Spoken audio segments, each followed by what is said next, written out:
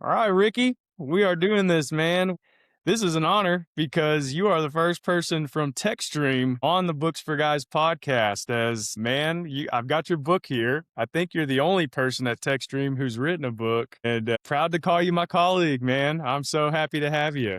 Well, thank you, Chris. It's very honored to be here, and like you, very tickled to death to be working with TechStream. What a great company! I've worked for probably 6 or 8 staffing firms over the last 20 years, including my own. And I would say, even including my own, TechStream is by far the best company I've ever worked with. And I think that goes back to our 5 core values: the passion, the honesty, the focus, the growth, and the family.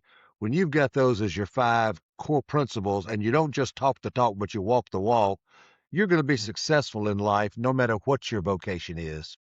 That's right. And I tell people all the time, Ricky, how blessed I am to work at TechStream. It's kind of hard to explain the culture and the leadership and the people. I'm like, I don't know how to explain it other than I'm just blessed to be here. I work with some Amen. of the best people, and Amen. it's just the best environment. And I'm like, hey, if you ever get a chance to join, it's the best place I've ever been. So I'm right there with you on sharing that story.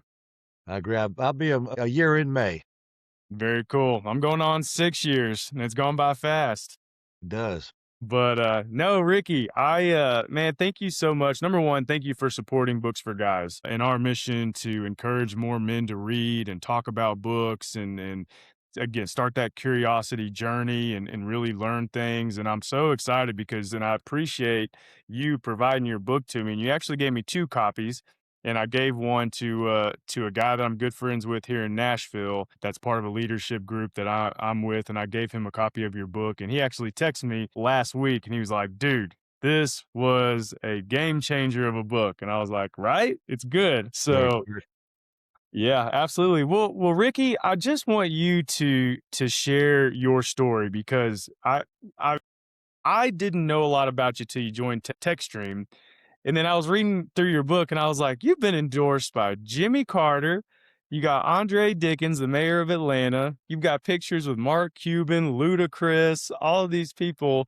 And it made a lot of sense to me once I read your book on just the approach you've taken in your career to networking, getting to know people, being a servant leader, being there when people need you, and just making sure that you're a good friend, not just a person of business, but being there and being friends and taking care of people. And I just want you to share a little bit of your story on just how you got into staffing. How did you really learn about the art of networking and just the importance of building relationships? And then just how that motivated you to put all that into your book to share with others. Chris, I had to go back to the very, very beginning, 73 years ago and some change. My dad was the first networker I ever known, and he may have been the first networker that was ever alive. Nobody had ever heard of the word networking at that point, but he played football at the University of Georgia. And when he graduated, he was in ROTC. So he went down to Fort Benning, not far from Columbus, Georgia, and did his OCS. And during that time, he tore up a knee that he had operated on playing football at Georgia, had operated on twice, and he tore it up again, and he got a medical discharge. And he liked the city of Columbus, and so I was actually born. My mom and dad got married when they were in college, and actually I was born while he was in Fort Benning during basic training at OCS. And at some point, I think it was probably May or June of 1952, that I'm sorry, 1953, that he tore up his knee. I was born in September of 52, and he got a medical discharge, and so my mom and I moved to Columbus in late 1953. Anyway, my dad didn't have $4 to his name. They used to make fun of him. They said if you wanted to read a copy of the Columbus Ledger Enquirer, which was the local newspaper, you invite my father over, and when he crossed his legs, you could read it through the bottom of his shoes because he had holes in them. But he loved people, and as I grew up and started going with him, he sold insurance door to door, which I can't think of anything to me that would be worse than selling insurance door to door.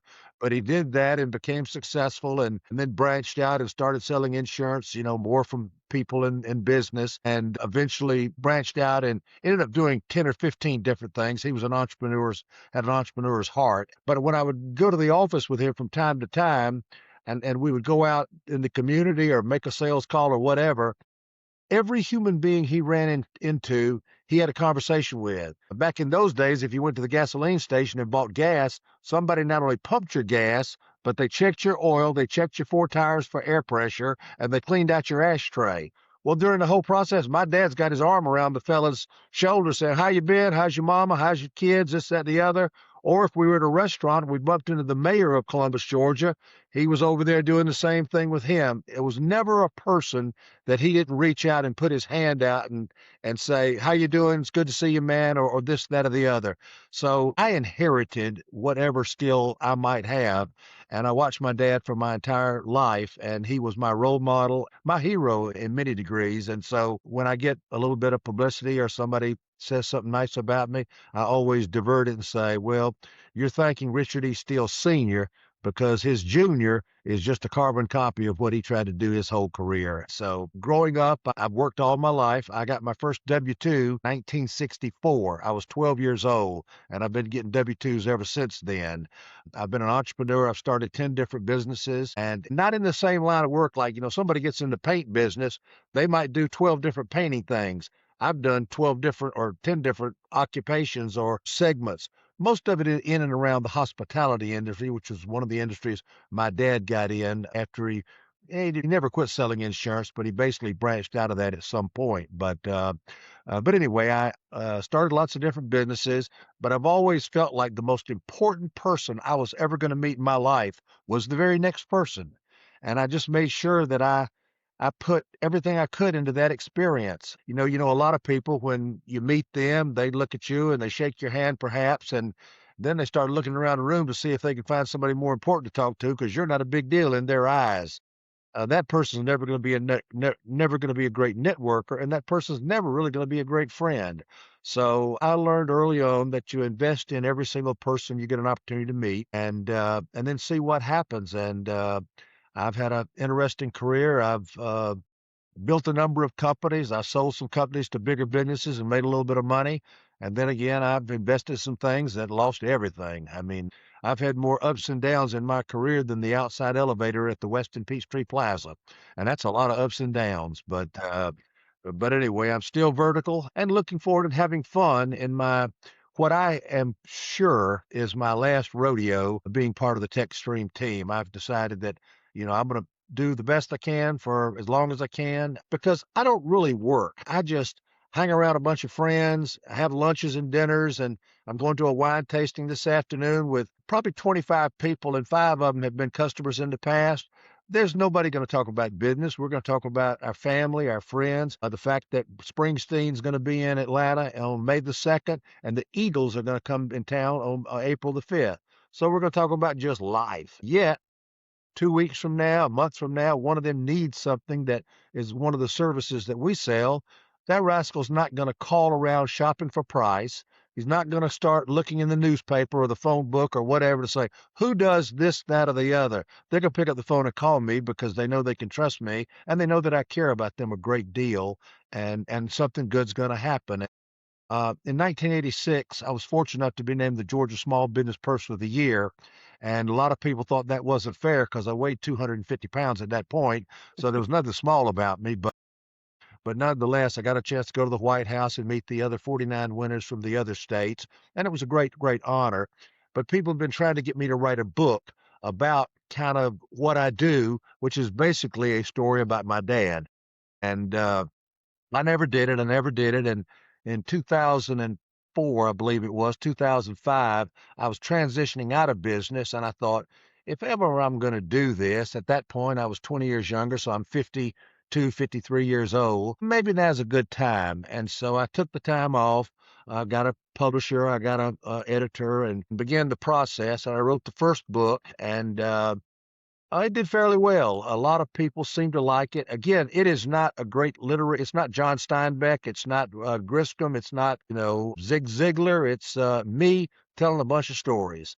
So here's what happened in 1969. Here's what happened in 2004. And this is the client, and this is the situation, and this, that, and the other. But it went fairly well. Got a lot of nice reviews. It sold out. Both copies. I printed 2 of them. Sold out both of them. No, actually, I think I printed 5,000 of the first book. 2011, I did the second book. The first book, basically, the principles of things that I do kind of focused in the first book.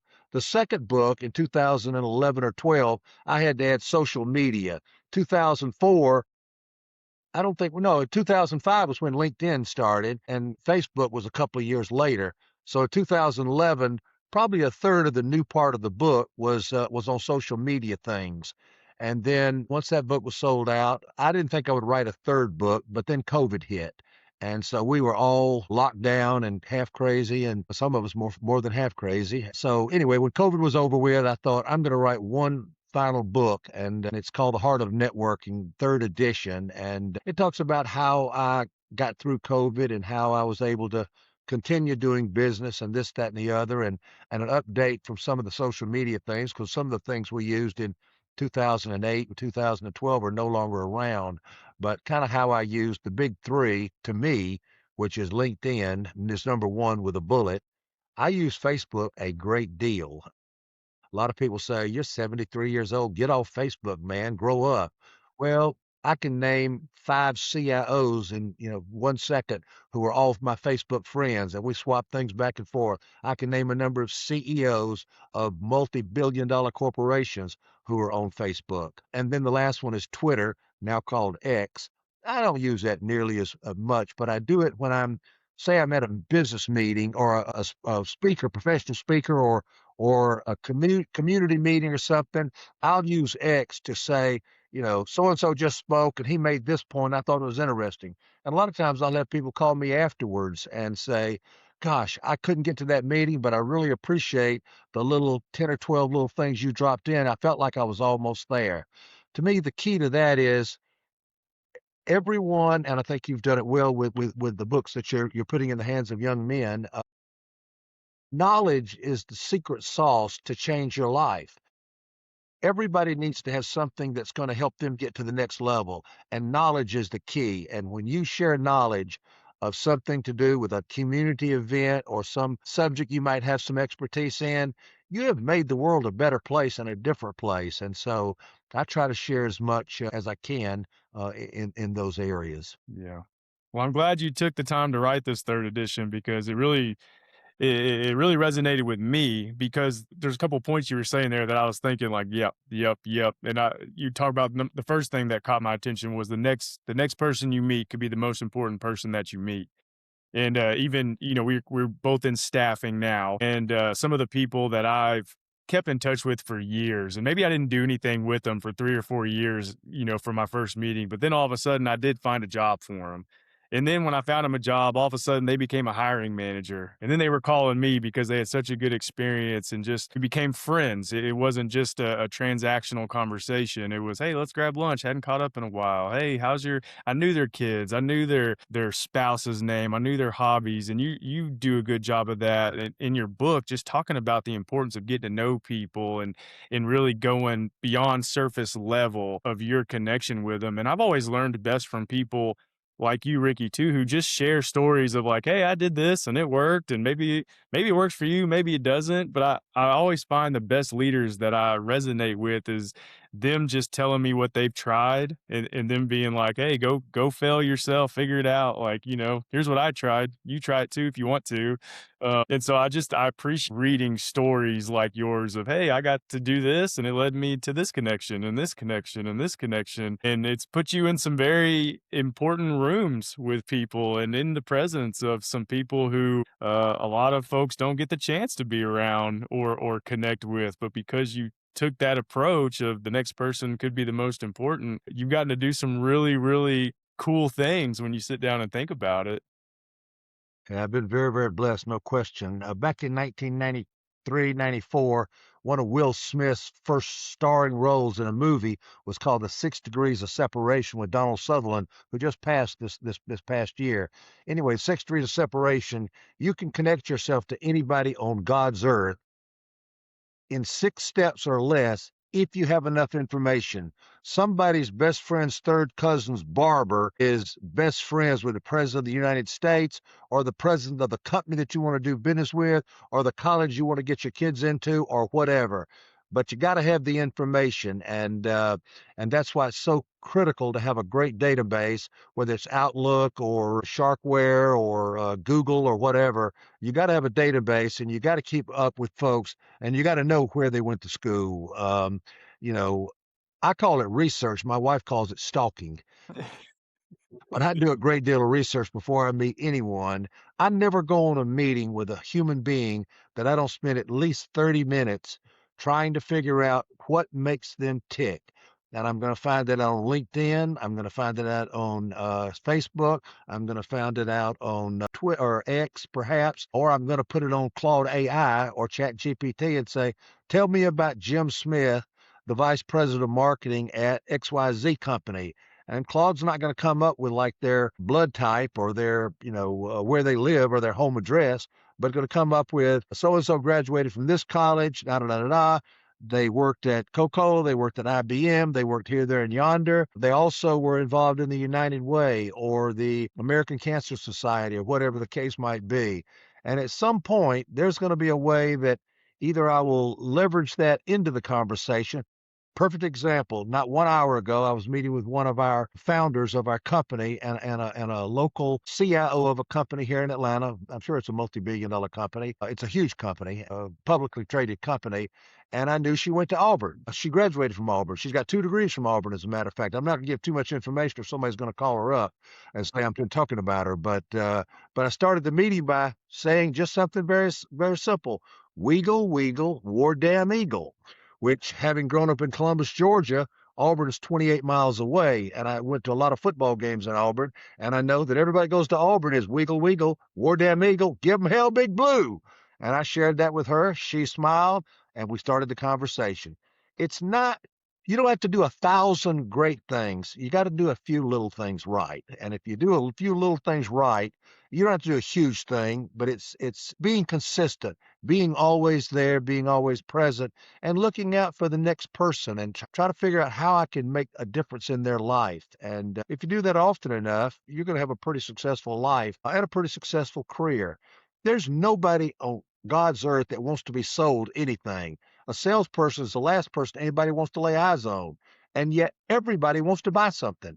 Everybody's dying to spend their money, but they don't want to be sold. So I think I'm one of the world's worst salespeople. I never ask anybody for business. I just get to know them, spend some time with them, and then answer the phone when they call, say, Ricky, I need 2 security people. I need 2 AI experts. I need one this, I need one that. Or we got a project. Could y'all consider coming in as a consulting team? Again, it's answering the telephone at the right time with the right people and them feeling comfortable that I am going to be there for them regardless of situation. I'm not a subject matter expert on any of the many technologies that we have subject matter experts within TechStream 4, but I got the relationship and I open the door and then bring in someone that's really, really bright, and I keep my mouth shut and just smile or run get coffee and donuts while they're having a conversation about the technical aspects of what they need. Yeah. Ricky, what's and you talk a little bit about kind of your own systems in the book on how you keep up with people and organize, but what are some of the tricks you use? Because obviously you said it, you're spending 20, 30 minutes researching people before you meet with them. So you're digesting all this information and you've met a lot of people and they're introducing you to other people. So your network is just constantly getting bigger and bigger and bigger the more people you meet. What are some things you do to stay organized with knowing everybody and remembering that information for the clients you meet with or the people you get introduced to? How do you organize all of that?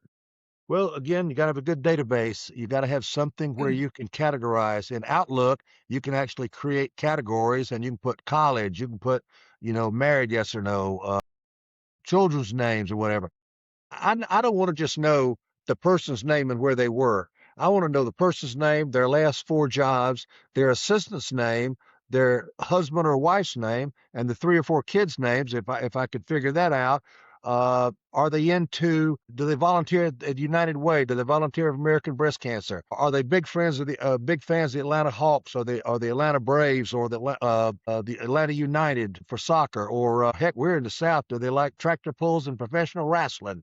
Because if they want to talk about professional wrestling, I'm going to read up on whoever the biggest name is in professional wrestling. So again, but you got that in your database. And what happens from time to time is somebody says, Ricky, I got 2 tickets to see the Braves or the Georgia Bulldogs or Georgia Tech or whoever, and I can't go. Would you have any interest in them? I said, well, let me think about it. And I'll go into my database and say, who do I know? And you can really almost do 100% this in LinkedIn now. You couldn't when I started my career.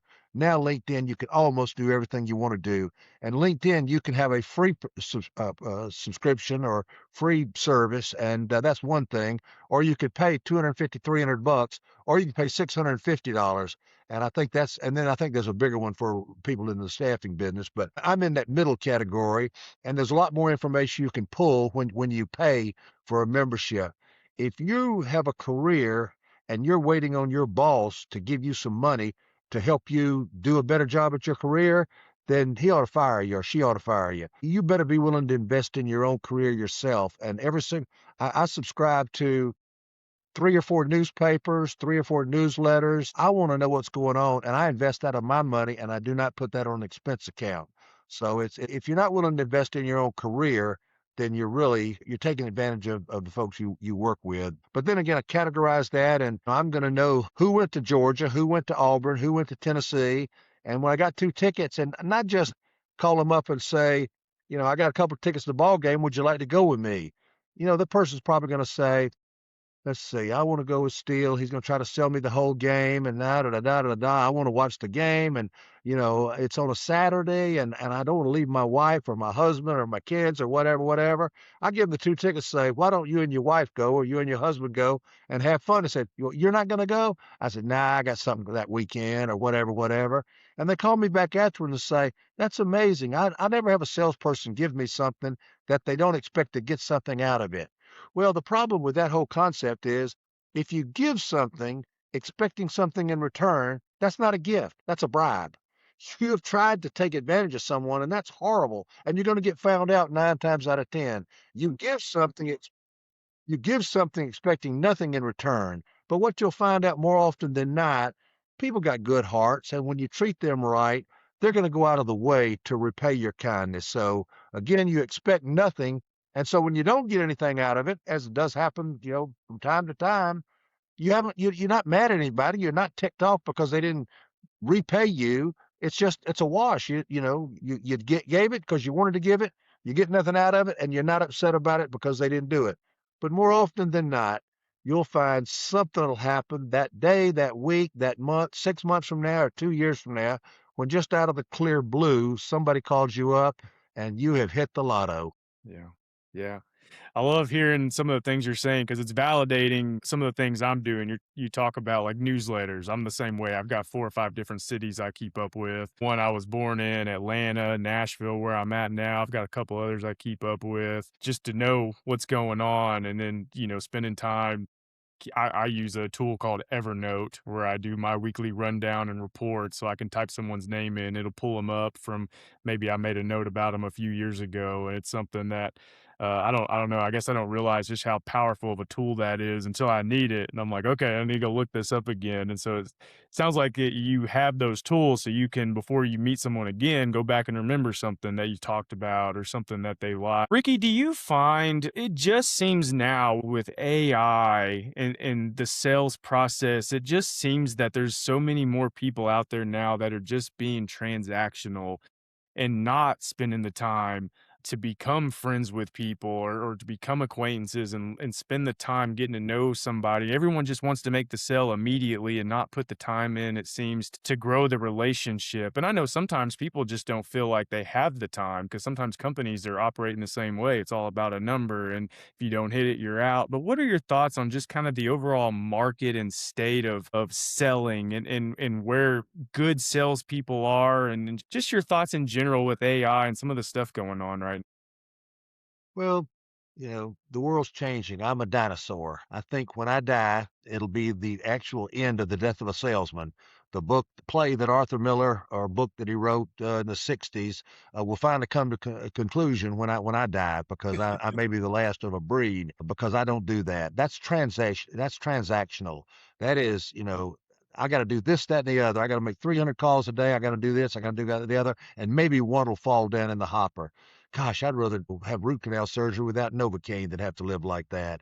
It's just no fun. But I see that, and I see often within 5 minutes of some sort of situation like that, the person that was getting hustled will come over to me and say, "Gosh, did you see that?" I said, "Well, I saw somebody chatting with you, this, that, and the other." I said, "All that guy could do is talk about him, his company, his this, that, and the other. He never asked me my name. He never shook my hand. He just was trying to sell something." And he said, "I wouldn't buy from that person if he gave it away for free." Well, again, going back to the transactional nature of it is nobody wants to be sold, but everybody wants to buy. You just got to have a relationship with them and something good to happen. AI is a heck of a tool. I don't use AI for all it's worth because it'll code. You can do some amazing things with AI. I'm a sales guy. I don't do any coding. I use it for research slash stalking, as my wife says. I use it to find more information. Do use it to help prepare presentation. I do a lot of public speaking, and if I want to come up with an idea on something new, I'll run it through AI and I'll talk about what I'm trying to accomplish, who the audience is, this, that, and the other, and they'll give me 25 bullet points, or they'll write a 1,000-word speech or a 20-minute speech or whatever. I'm not going to read it word for word. I'm going to use it to put in personal stories about something that might have happened when I met Jimmy Carter, and when I was 17 years old, he came and spoke to my church, and I fell in love with the man at that day. Or, another story when I was with Garth Brooks at the Ron Clark Academy, and something he said to me that's actually in the third book. I actually told the Garth Brooks story in the third book. So again, it's relational. As long as there's human beings involved in the work, if we go to AI and a bunch of robots doing everything, then I will really have no value to anybody.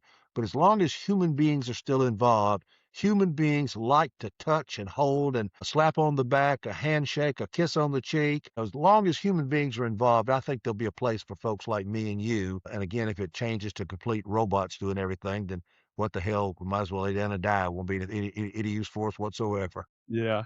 I was sitting here laughing because you were talking about your story about the sales guy just selling, selling, selling. I remember, and I hope a lot of people pick it up and take something from this because I was thinking of a lesson. I had a really good leader my first year in sales, and I had a very good leader take me out to lunch one day. And I remember him asking me all these questions about me, and I was just rambling. I was like, "Oh, he's genuinely interested."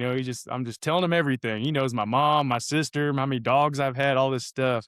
And I remember he drove us back to the office and he asked me, he said, "Chris, what do you know about me?" And I was like, "Well, you're the, VP of da da da." And he's like, "Yeah, but like what else do you know about me? Do you know my wife's name? Do you know how many kids I have? Do you know where I went to school? Do you know how long I've been here?" And I was like, "No." And he's like, "First lesson in sales, man, you gotta ask those questions and be interested." And he's like, "I know everything about you. I know where you went, like your best friend's name. I know 5 of your buddies you played pee-wee football with. I know your coach from 3rd grade." And I was like, "Dang, what a lesson that I just learned in sales." And I've never forgotten that. Anytime I'm, maybe helping a younger salesperson kind of figure it out, navigate the waters, I talk about just being curious and getting to know people and ask those questions and build those relationships. So I think I've been very blessed to have people pour into me those lessons, and your book poured into me just reaffirmation of the things I've learned from others. And so that's where I really enjoyed your book, where I was just like, yes, yes, this is the stuff. This is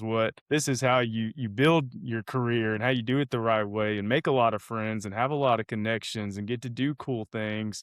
Now, I think some people just may not get that nowadays, maybe from certain leaders or being in certain roles. It's sad to see because it is so important, but we're in this transactional space and it's kind of like you're fighting your way out of it a lot now. And we were kind of talking before we jumped on to record on just some of the things that have changed even in staffing and just some of the things you've got to adapt to. And it's an interesting place, but I think you're right, Ricky. I think those relationships are still just more important than ever, and they mean so much more than being transactional. And I hope people take that approach. And again, I think your book really preaches that, and I hope people take that away when they do read it. People don't care how much you know That's right. until they know how much you care about them. And when you care about them, you got a friend for life. And then the more places you can find connectivity, again, the 6 degrees of separation starts happening. I have people call me all the time and say, I'm looking for a job. Could you help me? This, that, and the other. Well, I'm on the other end of that. I'm trying to put people to work, not trying to help people. But I take most of the calls and try to help what I can. But I always say, come up with 3 or 4 people's names. Find a job that's open at Coca-Cola or IBM or Splunk or wherever, and then let me know the company, and then let me dig back into my database. I've got 9,000 first connections on LinkedIn. I know people with 25,000. But of not my 9,000, I've had breakfast, lunch, or dinner with probably 6,000 of them over the last 20 years. So it's not how many people you know, it's how well do you know the people. And if you've got that many relationships and you can pick up the phone and call a good portion of them and they will return your phone call or take it on the spot, then that's kind of what connects. And then you can help the other person and the other person, and all of a sudden your network continues to expand because you're helping people and you're making things happen. And there's so many ways to do it. And of course, I talk about some of those things in the book. I'm a big believer in the not-for-profit community. To whom much is given, much is required. And if you've been blessed in this life and you got a job, and you got a few dollars, and you got some time on your hands, you need to give back to the community. And I have met some of the most amazing people volunteering at the Atlanta Community Food Bank, being involved in Hands on Atlanta, which is a nonprofit here in the city. The American Cancer Society that I was involved in something for breast cancer. It's called Real Bid Wear Pink, and I had to wear pink for 30 days in a row and take a picture of it and put it on Facebook. And I wore pink for 30 days in a row, and we raised a ton of money for breast cancers. Again, all good things we should be doing anyway, but I found you don't do that to get business, but you do that because it's the right thing, and you find somebody in that process that you might can do some business with. And then why would they do business with you? Wait a see. I spent a year with the guy, 6 months with the guy. I spent some time with the guy, and I saw his heart, and I saw what he cares about. If I'm going to choose between who to do business with, between 12 guys that have called on me that haven't even asked me my last name, or a guy that sat there and had a beer or a glass of wine after we did a walkathon, I'm probably going to go with that guy. It ain't a problem to it. They're going to go with that guy. Yeah. So Yeah. again, it's 1,000 little things, not one huge thing. We're not trying to blow up the universe. We're trying to just consistently do little things to make the world a better place, and our world will be fine as well. That's right. And hence the title of your book, The Heart of Networking. I love that. Yeah, I started to call I started about the art of networking. I came up with different titles, and my wife in 2004 says, everything you do from the heart. Well, have you thought about the heart of networking? And I said, no, I married above my punt coverage or whatever the saying you want to use. That's it. It's Yeah. the heart of networking because that's a big part of it to me. It's not a system or tools. You can say, do X, Y, and Z right after another, and you're going to see great success. It's not. It's just live each day almost as if it was your last day. Live each day for that day. The perfect present is being present, and when you're present and connected with people, something's good's gonna happen, and you can't help but see some results. That's right. That's right. Well, Ricky, I've got one more question for you. All right. It's one I ask most everyone who comes on the Books for Guys podcast, and obviously we've got your book posted on the website for anybody who's interested, and we'll have it spotlighted again too. But besides your book, what's a book or two that has had a positive impact on you professionally or personally, and what's a good book or two you like to recommend to others? The number one book, and I have bought over 200 copies of this book over the years, is called Love is the Killer App by Tim Sanders. You Came gave out me a copy It with came your out book. because I got a trunk. I got a box of them in my trunk. I'm the only man that's bought more copies of that book. I'm probably the only man that's bought more copies than anybody else of that book. I read it in probably 2010 or 11, and I fell in love with it. I did not know Tim Sanders, never heard of him at that time, but he was like chief evangelist at Yahoo or something. And now he's probably a $1,000 a speech guy traveling all over the world, and a remarkable person. I've never heard him speak in person, although I've watched a lot of his speeches online. But anyway, it's all about the heart and doing the right thing. And he taught me something, taught me a lot of things, but one of the things is the whole concept of knowledge, and how sharing a gift of knowledge. I think he quotes one of the guys from the 1980s. I can't remember which one it was, but one of the thought leaders from the 80s, who said, "Be distinct or be extinct." And the way you can be distinct is by sharing knowledge. And that became something very important. He said, books, as many as possible, and buy books. And so I bet you that I could go back and look at expense reports, 2 or 3 thousand books over the years for other people. Spent probably $50,000 to $75,000 on it. That's over 25 or 30 years, not last weekend. But today I had the meeting with Judd. You can call Judd and ask him. I gave away a book called Same as Ever. This was a book that another client told me about 2 weeks ago. And so I picked it up and bought it, and I really liked it. So I bought a copy and I gave it to the CIO that we met with earlier today. But I go back to Love is the Killer app. I've literally bought 300 copies of this, keep it in my car. And when I hear somebody that's really struggling with some issues, I say, here's a book that you really ought to consider. So I've never spoken to Tim Sanders. We swapped some emails back and forth because I think he has some idea of the number of books I've bought and given away over the years. But anyway, if he ever comes to Atlanta and speaks, or I can ever hear him speak, I'd love to speak in person. And after that, any book that, not just business books, but any nonfiction books, there's so many great books out there. And when you read a book, it takes you on an adventure. You don't have to get on Delta Airlines to go to Hawaii. There's books about Hawaii. You don't have to get on Delta Airlines to go to some exotic place or to have a unique trip. To me, every couple of years, I pull out The Old Man and the Sea, Ernest Hemingway. That book's, I got on it, was 40 years old. I don't know how many years old. But when you read The Old Man and the Sea and you see the turquoise colors, you can almost feel those colors. You can almost see him on the boat reeling in the fish and the sharks all around him. And I haven't read it in probably 3 years, and I can go into a lot more detail than you want to hear.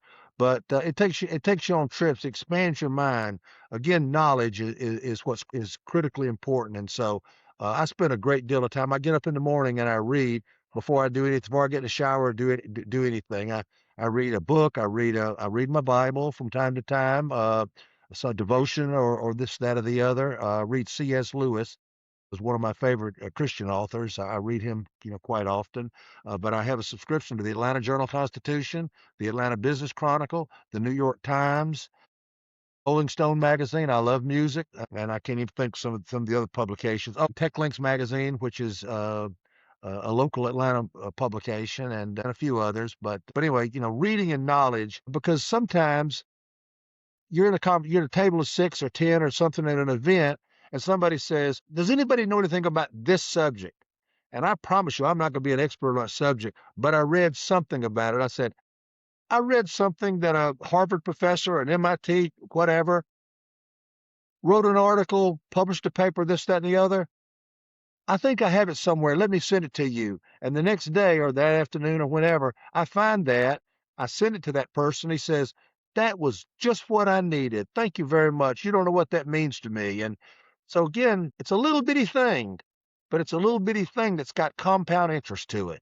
It adds up, it adds up, and adds up. And so, again, so the only book I mentioned that I've read more than any other book is As Love is the Killer App. There's another great book that everybody should read. It came out in 1975. It's called The Road Less Traveled, written by Dr. Scott Peck. He passed away a couple of years ago, but there's Road Less Traveled, and there's 3 or 4 iterations of that. But it basically starts off, the first sentence is, "Life is difficult." And if anybody is living this day and time, it's difficult. We've got family issues, financial issues. We've got, just a million things that are stressing and tired and puts you down. And anyway, when you realize that life is difficult, then when you get your teeth kicked in, it doesn't hurt quite as bad, because you think, well, hell, I probably had that coming, or I knew that was going to happen eventually, if not today, next week. maybe it's a Buddhist philosophy. I'm not sure exactly the origin of that, but it helps you face things. There's going to be some good days and bad days. Stoic, I guess, to some degree. But anyway, it's been a book that I read probably every 5 years and just helps keep me grounded. And in this day and time, with all the craziness of where it's political or the economy or whatever the case might be, being grounded and knowing that today could be the greatest day I've ever experienced. It could be the worst day, but tomorrow will come, good Lord willing, and I got to face tomorrow and have a good attitude to it. And like I said, I had a business that allowed me to be Georgia Small Business Person of the Year and go to the White House, and I stood in front of a bankruptcy judge. And the next day, I woke up from both those experiences and survived. And so you got to go with the flow. That's right. That's right. I love that, Ricky. I love that. And this has been such a fantastic conversation. Thank you for taking the time to do this because again, it's I love hearing you share your knowledge and your experiences, and I'm taking things from it. And I know people who watch and listen to this episode will do the same. And so it's important what you're sharing and what you're teaching and what you're putting out there from your background and experience. And again, I know it a lot of people can find a lot of benefit in listening and watching this. And so, Ricky, thank you so much for being a part of the Books for Guys mission now. And we're proud to have your book on the website. And we thank you for your support. And man, just keep doing what you're doing because it means a lot. And it's an honor to have you as a part of this now with Books for Guys. So thank you.